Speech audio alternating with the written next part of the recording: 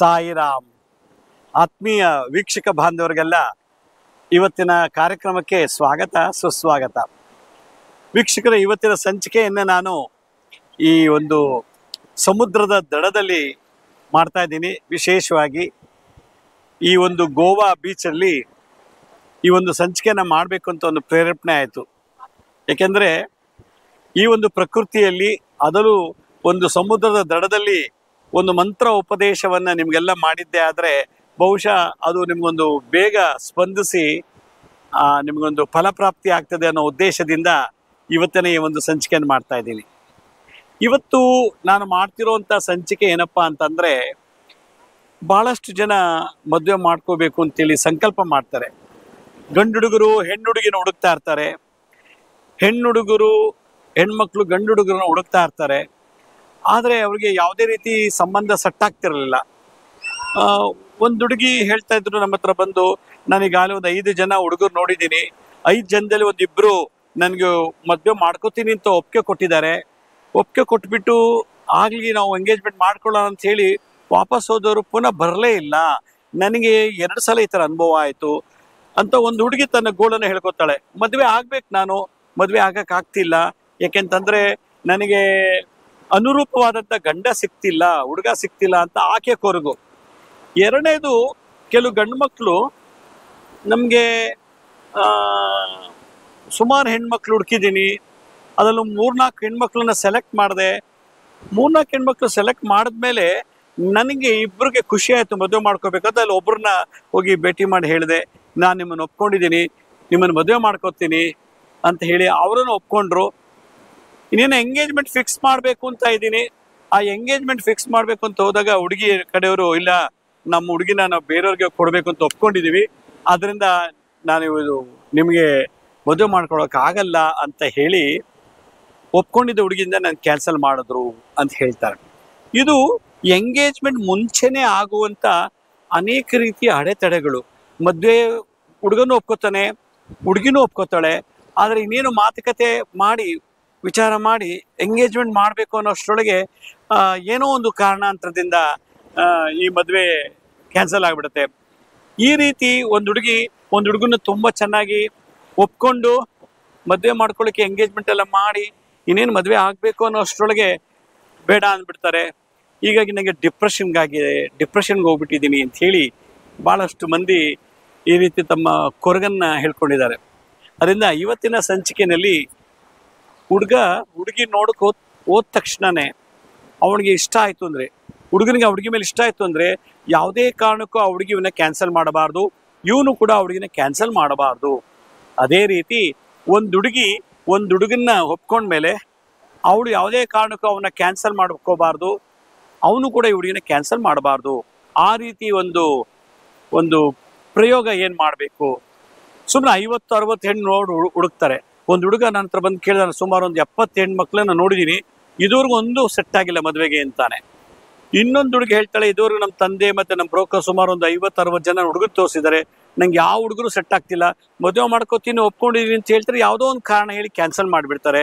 ಹೀಗಾಗಿ ನನಗೆ ಏಜ್ ಆಗ್ತಾ ಇದೆ, ನನಗೆ ಈಗಲೇ 32 ವರ್ಷ ಆಯಿತು, ಇನ್ನೂ ಮದುವೆ ಆಗಿಲ್ಲ ಅಂತ ಅವ್ರಿಗೆ ಕೊರಗು.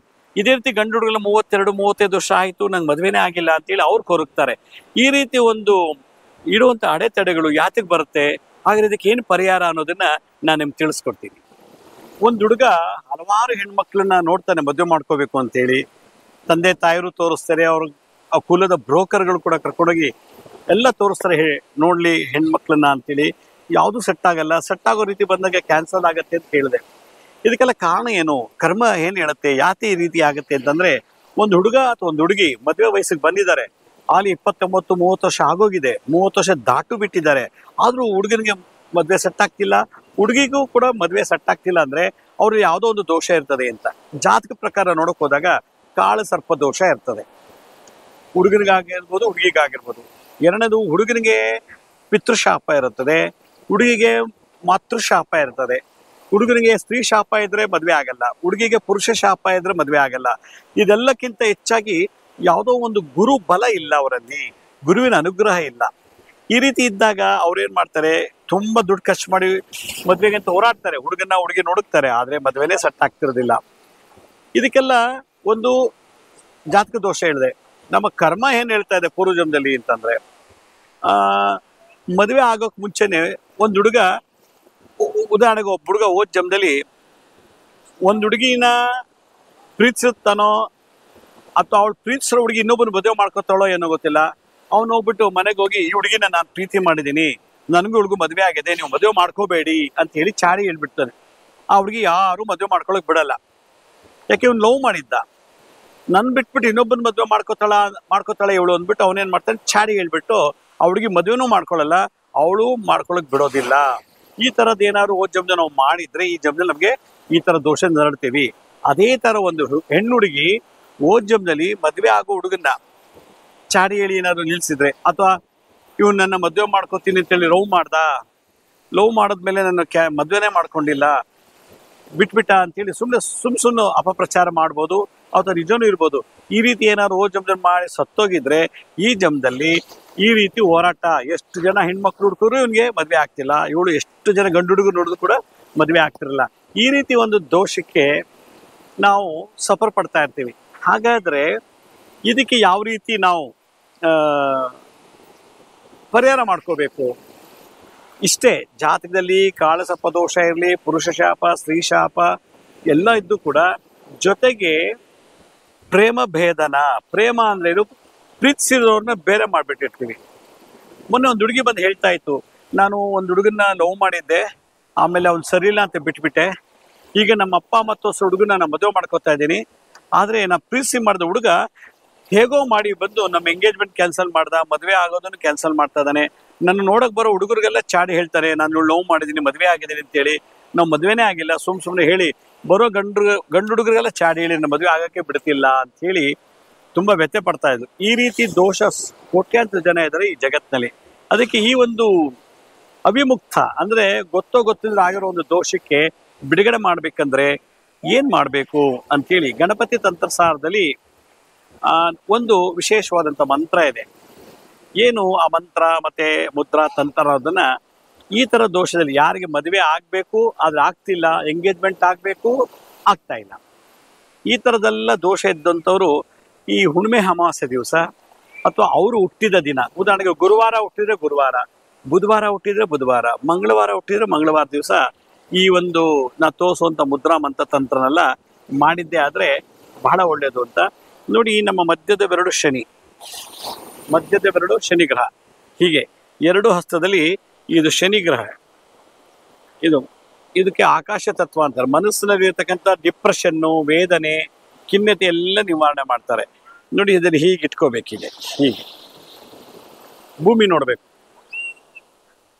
ಈ ರೀತಿ ಭೂಮಿ ನೋಡ್ಬೇಕು. ಮಂತ್ರ ಹೀಗಿದೆ: ಓಂ ಗಾಂ ಗೀಂ ಗೂಂ ಗೈಂ ಗೌಂ ಗಹ ಅವಿಮುಕ್ತೇಶ ವಿನಾಯಕಾಯ ನಮಃ. ಓಂ ಗಾಂ ಗೀಂ ಗೂಂ ಗೈಂ ಗೌಂ ಗಹ ಅವಿಮುಕ್ತೇಶ ವಿನಾಯಕಾಯ ನಮಃ. ಓಂ ಗಾಂ ಗೀಂ ಗೂಂ ಗೈಂ ಗೌಂ ಗಹ ಅವಿಮುಕ್ತೇಶ ವಿನಾಯಕಾಯ ನಮಃ. ಓಂ ಗಾಂ ಗೀಂ ಗೂಂ ಗೈಂ ಗೌಂ ಗಹ ಅವಿಮುಕ್ತೇಶ ವಿನಾಯಕಾಯ ನಮಃ. ಓಂ ಗಾಂ ಗೀಂ ಗೂಂ ಗೈಂ ಗೌಂ ಗಹ ಅವಿಮುಕ್ತೇಶ ವಿನಾಯಕಾಯ ನಮಃ ಅಂತ ಹೇಳಿ ಈ ಮಂತ್ರನ ಈ ಮುದ್ರೆ ಇಟ್ಕೊಂಡು ಧಾರಣೆ ಮಾಡಿದ್ರೆ, ನಿಮ್ಮ ಜಾತಿಯಲ್ಲಿ ನಿಮ್ಮ ಎಂಗೇಜ್ಮೆಂಟ್ ಆಗಬಾರ್ದು ಅಂತ ಚಾಡಿ ಹೇಳೋ ಜನ ಇದ್ರೆ, ನಿಮ್ಮ ಮದ್ವೆನೇ ಆಗಬಾರ್ದು ಅಂತೇಳಿ ಚಾಡಿ ಹೇಳುವಂತ ಜನ ಇದ್ರೆ, ನಿಮ್ಮ ಮನೆಯವರೇ ಇರ್ಬೋದು, ಹೊರಗಿನವರೇ ಇರ್ಬೋದು, ಬಂಧುಗಳೇ ಇರ್ಬೋದು, ಫ್ರೆಂಡ್ಸೇ ಇರ್ಬೋದು, ಅವ್ರದ್ದೆಲ್ಲ ದೋಷ ಅವಿಮುಕ್ತ ಅಂದ್ರೆ ಅದನ್ನೆಲ್ಲ ಮುಕ್ತ ಮಾಡ್ತಾರೆ ಅಂತ ಹೇಳಿ ಈ ಗಣಪತಿ ತಂತ್ರಸಾರ ಇದೊಂದು ವಿಶೇಷವಾದ ಮಂತ್ರ. ಇದನ್ನ ಮಾಡಬೇಕು. ತಂತ್ರ ಏನ್ ಮಾಡ್ಬೇಕಪ್ಪ ಅಂತಂದ್ರೆ, ತುಂಬೆ ಹೂ ಸಿಗುತ್ತೆ ಈ ಫುಟ್ಪಾತು ಮತ್ತೆ ಹೊಲ ಗದ್ದೆ ಅಲ್ಲೆಲ್ಲ ತುಂಬೆ ಹೂ ಬೆಳೆದಿರುತ್ತೆ, ಬಿಳಿ ಹೂವ. ಆ ಬಿಳಿ ಹೂವನ್ನ 108 ಸಲ ಗಣಪತಿಗೆ ಈ ಮಂತ್ರ ಹೇಳ್ಕೊಂಡು ಅರ್ಚನೆ ಮಾಡೋದ್ರಿಂದ ವಿವಾಹ ಪ್ರತಿಬಂಧಕ ದೋಷ ನಿವಾರಣತೆ. ಕಾಳಸರ್ಪ ದೋಷ ಇರ್ಬೋದು, ಮಾತೃಶಾಪ, ಪಿತೃಶಾಪ, ಪುರುಷ ಶಾಪ, ಸ್ತ್ರೀ ಶಾಪ, ಯಾವುದೇ ಶಾಪ ಇದ್ರೂ ಕೂಡ ಈ ಒಂದು ಮಂತ್ರದಿಂದ ಅವಿಮುಕ್ತ ಅಂದ್ರೆ ಬಿಡುಗಡೆ ಆಗಿ, ಆ ವಿನಾಯಕ ಅಂದ್ರೆ ವಿಘ್ನಗಳನ್ನ ನಾಶ ಮಾಡುವಂತ ಗಣಪತಿ ನಮಗೆ ಖಂಡಿತ ಆಶೀರ್ವಾದ ಮಾಡ್ತಾರೆ. ಇದು ತಂತ್ರ. ಇನ್ನೊಂದು ಪರಿಹಾರ ಏನಪ್ಪಾ ಅಂತಂದ್ರೆ, ಎಷ್ಟೋ ಜನ ಗಂಡು ಮಕ್ಕಳಿಗೆ ವಯಸ್ಸಾಗಿದೆ, 30, 32 ಆಯ್ತು, 35 ವರ್ಷ ಆದ್ರೂ ಮದುವೆ ಆಗ್ತಿಲ್ಲ.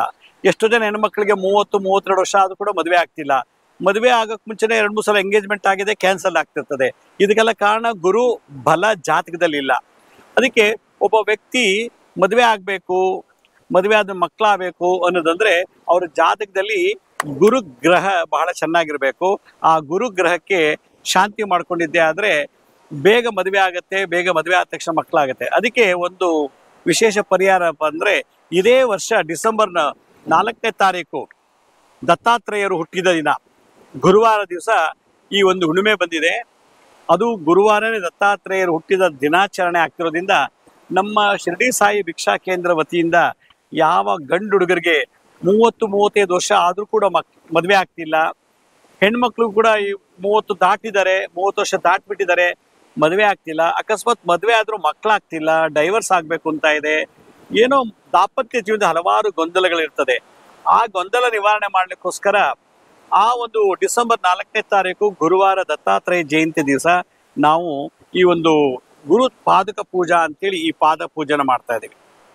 ಈ ಒಂದು ಪಾದಕೆಗಳನ್ನ ಇದು ಮರದಲ್ಲಿ ಮಾಡಿಸಿರೋದು, 9 ಇಂಚು ಈ ಪಾದಕೆಗಳನ್ನ ಮಾಡಿಸಿ ಆ ಡಿಸೆಂಬರ್ 4ನೇ ತಾರೀಕು ನಾವು ಈ ಪಾದಕೆಗಳನ್ನ ನಿಮ್ಮ ಕೈಲೇ ಕೊಟ್ಟು ಪ್ರಾಣ ಪ್ರತಿಷ್ಠಾಪನೆ ಮಾಡಿಸಿ, ನೀವೇ ಇದಕ್ಕೆ ಪ್ರಾಣ ಪ್ರತಿಷ್ಠಾಪನೆ ಮಾಡಿ 64 ರೀತಿ ಪೂಜೆಗಳನ್ನ ಮುದ್ರಾಮಂತ್ರ ತಂತ್ರದಿಂದ ಮಾಡಿ, ಆಮೇಲೆ ಇದಕ್ಕೆ ಕಳಾ ಹೋಮ ಮಾಡಿ ಇದಕ್ಕೆ ಶಕ್ತಿ ತುಂಬ್ತೀವಿ, ಕಳಾಶಕ್ತಿ. ಆಮೇಲೆ ಮನೇಲಿ ಅಪಮೃತ್ಯು ದೋಷ ಇರಬಾರ್ದು, ನೇಣಾಕೋಬಾರ್ದು, ದುರ್ಮರಣ ಈ ಥರದ್ದೆಲ್ಲ ದೋಷಗಳಿತ್ತು ಅಂದ್ರೆ ಅದಕ್ಕೆ ಶಿವನ ಮಂತ್ರ ಹೇಳಿಕೆ, ಶಿವನ ಹೋಮ ಮಾಡಿ ಶಿವನ ಶಕ್ತಿ ತುಂಬೋದು. ಆಮೇಲೆ ಭೂತ ಪ್ರೇತ ಪಿಚಾಚಿ, ಮಾಟ ಮಂತ್ರ ತಂತ್ರ ಬಾಧೆ, ಕಾಳಸರ್ಪ ದೋಷ, ಕುಜದೋಷ ನಿವಾರಣೆಗೆ ಲಕ್ಷ್ಮೀ ನರಸಿಂಹರ ಒಂದು ಹೋಮ, ಶತ್ರುಗಳ ಕಾಟ ನಮಗೆ ತಟ್ಟಬಾರ್ದು ಅಂತ ಹೇಳಿ ಸುದರ್ಶನ ಹೋಮ ಮಾಡಿ ಈ ಪಾದಕೆಗಳಿಗೆ ಶಕ್ತಿ ತುಂಬಿ, ಆಮೇಲೆ ದತ್ತಾತ್ರೇಯರ ಹೋಮ ಮಾಡ್ತಾ ಇದ್ವಿ, ಗುರು ಶಾಪ ಗುರುದ್ರೋಹ ನಿವಾರಣೆಗೆ. ಈ ಒಂದು ಪಾದಕೆಗೆ ದೇವತೆ ಗುರುಗಳನ್ನ ಶಕ್ತಿ ತುಂಬಿ ಇದನ್ನ ನಿಮ್ಗೆ ಅವತ್ತು ಕೊಡ್ತಾ ಇದೀವಿ. ಈ ಒಂದು ಪಾದಕೆಗಳನ್ನ ನಿಮಗೆ ಕೊಡೋದಕ್ಕೆ ಮುಂಚೆ ನಾವು 32 ರೀತಿ ಅಧಿವಾಸ ಮಾಡ್ತೀವಿ. ಹಾಲಲ್ಲಿ, ನೀರಲ್ಲಿ, ಮೊಸರಲ್ಲಿ, ತುಪ್ಪ, ಜೇನುತುಪ್ಪ, ಹೀಗೆ ಅಧಿವಾಸ ಅಂದ್ರೆ ನೆನೆಸೋದು ಅಂತ. ನೆನೆಸಿ ಇದರ ಎಲ್ಲಾ ದೋಷ ತೆಗೆದು ಡಿಸೆಂಬರ್ 4ನೇ ತಾರೀಕು ನಿಮ್ಗೆ ಇದನ್ನ ಕೊಡ್ತೀವಿ. ನೀವೇ ಇದಕ್ಕೆ ಪೂಜೆ ಮಾಡಿ, ಅದಾದ ನಂತರ ಇದನ್ನ ಮನೆ ತಗೊಂಡೋಗಿ ಇಟ್ಟು ಪೂಜೆ ಮಾಡಬೇಕು. ಮನೇಲಿ ಇಟ್ಟು ಪೂಜೆ ಮಾಡೋದಂದೇನು, ಒಂದು ತುಳಸಿದೆಲ್ಲ ಒಂದು ಹೂವು ಹಾಕ್ಬಿಟ್ಟು ಧೂಪ ಆರತಿ ಮಾಡಿದ್ರೆ ಸಾಕು. ನಿಮ್ಮ ಮನೇಲಿಗೆ fridge, TV, washing machine, camera, ಮೊಬೈಲಲ್ಲಿ ಇರುತ್ತೋ ಅದೇ ತರ ಒಂದು ಪಾದಕೆ, ಗುರು ಪಾದಕೆ ನಿಮ್ಮ ಮನೇಲಿ ಇದ್ರೆ ನಿಮ್ಮ ಎಲ್ಲಾ ದೋಷಗಳನ್ನು ನಿವಾರಣೆ ಮಾಡುತ್ತೆ. ಅದು ವಿಶೇಷವಾದ ದಿನ ಹುಣ್ಣಿಮೆ ದಿವಸ, ಗುರುಗ್ರಹಕ್ಕೆ ಶಾಂತಿ ಆಗುವಂಥ ದಿನ. ಆದ್ರಿಂದ ಯಾರಿಗೆ ಇದು ಆಸಕ್ತಿ ಇದೋ ಈ ಕೂಡಲೇ ಆ ಸ್ಕ್ರೀನ್ ಮೇಲೆ ತೋರಿಸ್ತಾ ಇದೀವಿ ನೋಡಿ ವೆಬ್ಸೈಟು, ಅದಕ್ಕೆ ನೀವು ಲಾಗಿನ್ ಆಗಿ ನೀವು ರಿಜಿಸ್ಟ್ರೇಷನ್ ಮಾಡ್ಕೋಬೇಕು. ಮಾಡ್ಕೊಂಡ್ಮೇಲೆ ನಿಮ್ಗೆ ಎಲ್ಲ ಡೀಟೇಲ್ಸು ಅದರಲ್ಲೇ ಸಿಗುತ್ತೆ. 2012 ಮಾಡಿದ್ವಿ, 2014 ಕೂಡ ಈ ಪೂಜೆ ಮಾಡಿದ್ವಿ. ಅದರಲ್ಲಿ ಭಾಗವಹಿಸೋಂಥವರೆಲ್ಲ IAS IPS ಆಗಿ ದೊಡ್ಡ ದೊಡ್ಡ ಹುದ್ದೆಗಳ ಪಡ್ಕೊಂಡಿದ್ದಾರೆ, MLAಗಳಾಗಿದ್ದಾರೆ, ಹಲವಾರು ಜನಕ್ಕೆ ಮಕ್ಕಳಾಯಿತು, ಮದುವೆ ಆಗಿದೆ. ಈ ವರ್ಷ ಕೂಡ ನಾವು ಡಿಸೆಂಬರ್ 4ರಲ್ಲಿ ಮಾಡ್ತಾ ಇದ್ದೀವಿ. ಆಸಕ್ತರು ಕೂಡಲೇ ಆ ವೆಬ್ಸೈಟ್ ಲಾಗಿನ್ ಆಗಿ ಬೇಗ ರಿಜಿಸ್ಟರ್ ಮಾಡ್ಕೊಳ್ಳಿ. ಈ ತಿಂಗಳು ಕೊನೆ ಲಾಸ್ಟ್ ಡೇಟ್ ಕೊಟ್ಟಿದ್ದೀವಿ ಬುಕ್ ಕಂಪ್ಲೀಟ್ ಮಾಡಲಿಕ್ಕೆ, ಬುಕ್ಕಿಂಗ್ ಮಾಡಲಿಕ್ಕೆ.